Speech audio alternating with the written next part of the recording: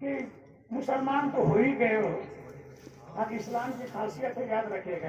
اسلام قبل ہو. اسلام پچھلا گناہوں کو مٹا دیتا ہے. تو گناہ تو مٹ گیا. لیکن اللہ کے رسول نے یہ کہا کہ وحشی تم میرے نظر کے سامنے جب تک کہ ہم دنیا میں رہیں میرے نظر کے سامنے تم مت. دیکھیے اللہ کے رسول کو اس لیے کہ تیرا چہرہ میں جب دیکھتا ہوں تو مجھے اپنا چچا جو ہے حضرت حمزہ یاد آتے ہیں. اس لیے تم جو ہے میرے پاس مت آئے گا. تو وحشی جو وہاں سے جو کنارے ہو جاتے. دیکھیے یہاں آپ لوگوں کے ذرا سا شبہ ہوگا. ایک نبی ہو کے جب ایمان لے آئے تو کینا کیسے باقی رہ گئی.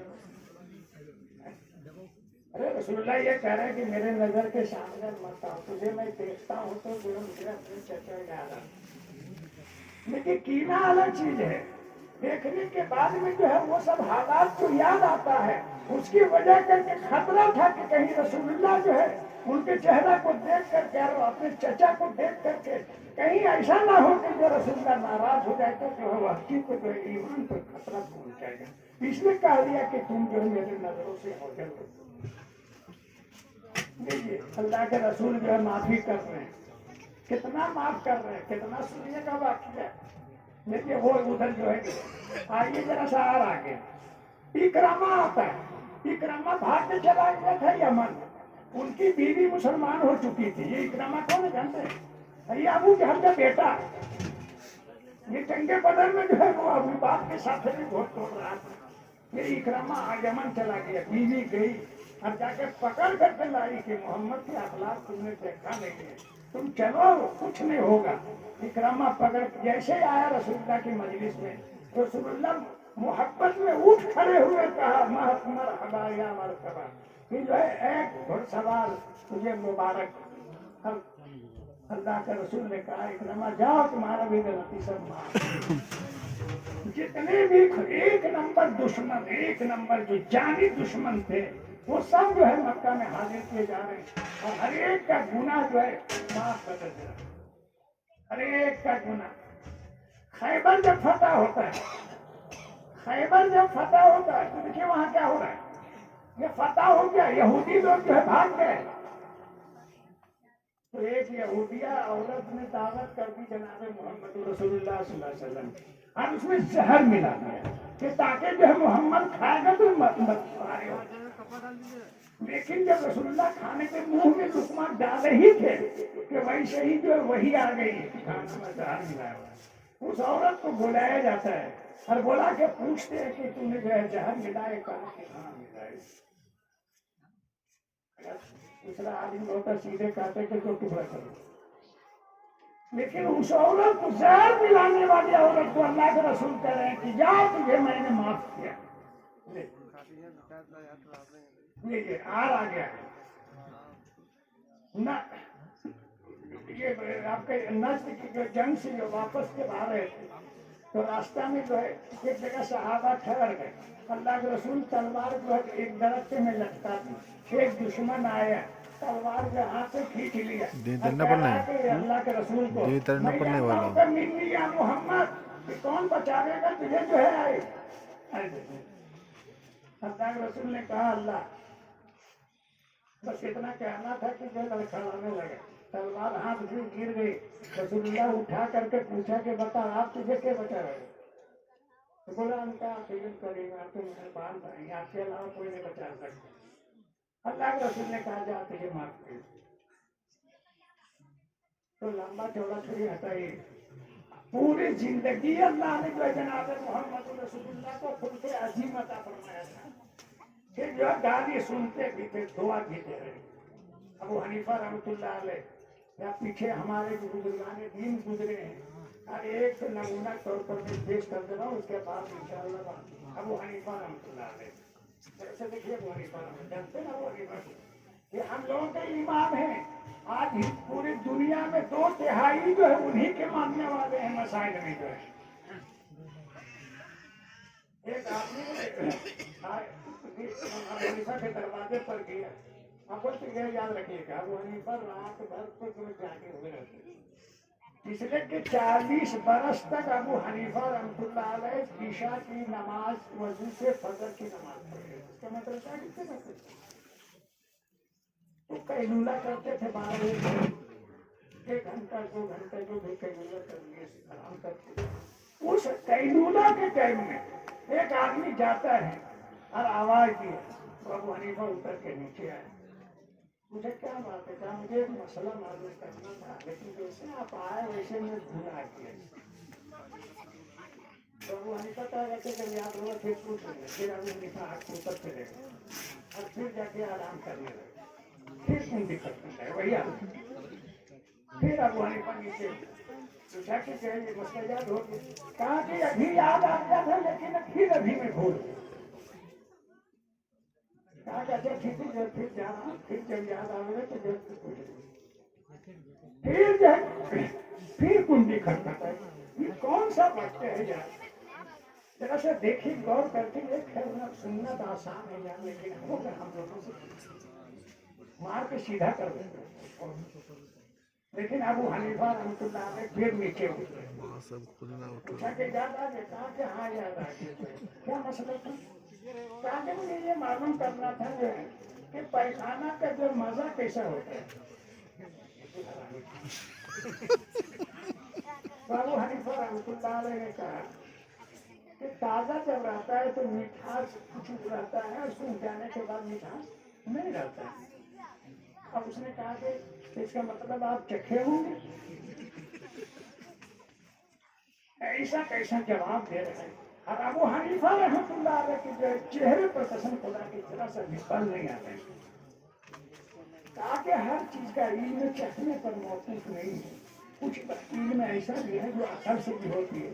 کہ جب پیخانہ تازہ رہتا ہے تو دیکھتا ہوں کہ مکھیاں بیٹھتی ہیں اور سوکھ جانے کے بعد میں نہیں بیٹھتی ہے. اس سے میں اندازہ لگاتا ہوں کہ جو تازہ رہتا ہے تو کچھ مٹھاس رہتا ہے. اب وہ اتنا جو ہے جواب دینے کے بعد وہ آدمی جو ہے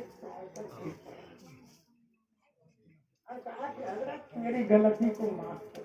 کہا کہ کیا غلطی ہوئی؟ ارے 3 مرتبہ تو نے بولایا مسئلہ پوچھنے تو کیا ہو گیا؟ کہا کہ اصل معاملہ یہ تھا کہ ہم 2 آدمی تھے اور ہم دونوں میں لڑائی چل رہی تھی اس بات میں کہ سب سے زیادہ غصہ برداشت کرنے والے جو ہے ابو حنیفہ ہیں یا سفیان ثوری ہیں.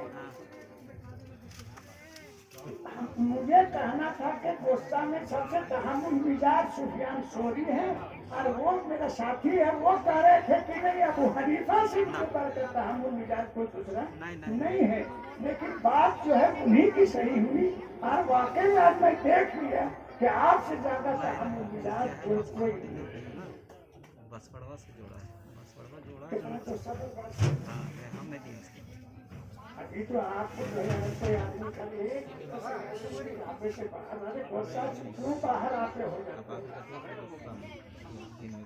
افسوس لگتا ہے مسلمانوں کی اخلاق کتنا گر گیا ہے.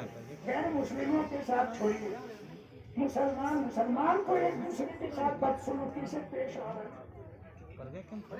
آخر میں کھانا ہو جاتا ہے جاتی ارے آدھا گھنٹہ ہو ابھی نہیں ہوا. ان شاء اللہ آپ دعا کریں گے.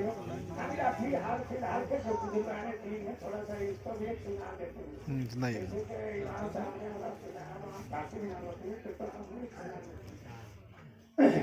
وہاں حسین مدنی رحمۃ اللہ علیہ یہ ان کے والد وہاں اسٹڈی والد تھے. وہ حج کر کے آ رہے تھے بمبئی سے ٹرین پر اور اسی کے ڈبہ میں انہیں کے بغل میں ایک ایسا آدمی کے بیٹھا تو رات دن گالی دیتے رہا تھا. اس پر سے اختلاف کے اللہ کا بٹوارے کر دیا.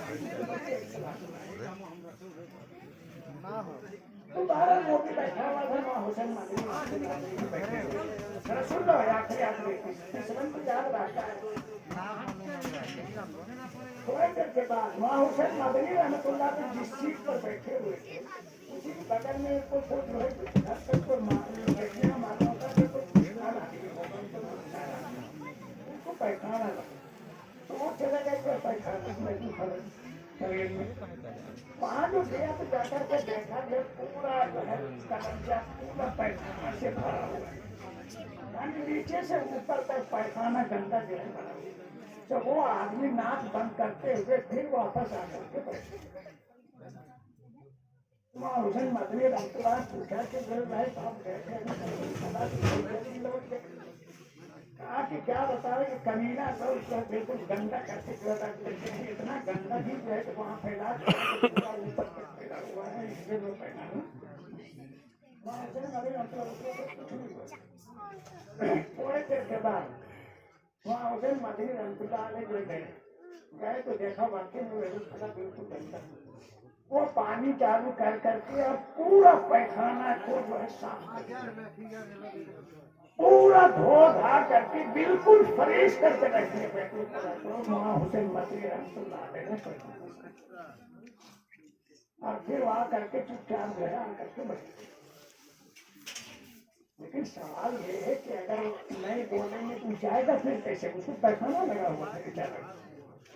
तो वहाँ हुसैन मदनी रहमतुल्लाह ने उससे कहा कि हजरत मैं तो अभी लिया तो देखा तो बैतुल खला बिल्कुल साफ है, गंदा तो अरे मैं अभी आ रहा हूँ, मैं भी अभी आ रहा हूँ, आप जाके देखो। वो गया जो है और जाके देखा तो बिल्कुल साफ, इत्मीनान से वो पैखाना किए। इत्मीनान से पैखाना करने के बाद आया आकर ने कहा कि हाँ वाकई में बिल्कुल साफ, किसने साफ किया ये? अब वहाँ आपस में तस्वीर चल रहा है, तहकीक हो रही कि आखिर साफ किसने किया। यार आप कोई भी देखिए, अगर आप जमीन के नीचे भी करेंगे तो अल्लाह ताला जाहिर कर देते हैं, और बुराई भी अगर छुप के करेंगे ना तो उसको भी अल्लाह करेगा। बात करते करते पता चल गया कि वहाँ हुसैन मदनी ही साथ। तो वो आदमी जो बगल में था वो आया पैरवा पर भी क्या मामला हुआ है, कहा कि हजरत मैं आपको जिंदगी भर जो गाली बकते आ रहा हूँ, आज मुझे पता चल गया कि वहाँ हुसैन मदनी का मकाम क्या है। आप कौन सा मकाम तुमने जो है जो हासिल की, से पैखाना साफ करने से मालूम कर दिया कोई मकाम। मैंने तो सिर्फ पैखाना इसलिए साफ किया था कि चूंकि अल्लाह के रसूल जनाब मोहम्मद रसूलुल्लाह सल्लल्लाहु अलैहि वसल्लम के पास एक देहाती आया था और खाना ज्यादा खाया, रात को पैखाना कर दिया था, तो सुबह के वक्त अल्लाह के रसूल उस पैखाना को अपने से साफ कर रहे थे। उस सुन्नत की वजह करके मैंने पैखाना साफ किया है, तुम्हारी वजह से मैंने साफ नहीं किया है, उनकी सुन्नत की वजह से। तो खुदा के बंदे कम से कम जितना यहाँ मजलिस में बैठे हुए हैं, कम से कम ये तहैया कर लो कि गुस्सा को बर्दाश्त करने की थोड़ा मिजाज बना लो। अगर कोई भाई अगर आपके खिलाफ अगर बोल दिया है तो थोड़ा बर्दाश्त करो। अगर बर्दाश्त कर लेंगे ना तो वही भाई कल इंशाअल्लाह आपसे माफी मांगे। और ये जो है जुमला दिमाग से निकाल दिए कि वो मारेगा एक फैट, हम मारेंगे 2 फैट, वो मारेगा ईटा से, हम मारेंगे पत्थर से, ये बहादुरी नहीं है। अरे भाई मुट्ठी तलवार पर मारना हम लोग गुरशीता में पढ़ाते हैं कि तलवार पर मुट्ठी मार देना और पंजा शेर के साथ लड़ा देना, ये अक्लमंदी की पहचान नहीं है। सबसे बड़ा बहादुर वो आदमी है कि जब आदमी को गुस्सा आए तो बर्दाश्त कर ले, सबसे बड़ा बहादुर है। तो अगर आप गुस्सा अगर बर्दाश्त कर देंगे ना, अरे 2 भाई में से अगर 2 मुसलमान में आपस में अगर लड़ाई हो गई है तो थोड़ा सा तहम्मुल मिजाज से काम लो, इंशाअल्लाह उसमें खैर है, भलाई है। हम ये इरादा कर लो कि इंशाअल्लाह हम लोग हर एक के साथ जो है अखलाक का मामला करेंगे और कोई भी हाथ और पाँव से कोई ऐसा हरकत नहीं करेंगे जिससे हम अपने मुसलमान अल्लाह ताला से दुआ कीजिए। अल्लाह ताला हम तमाम मुसलमानों के अंदर के अधीन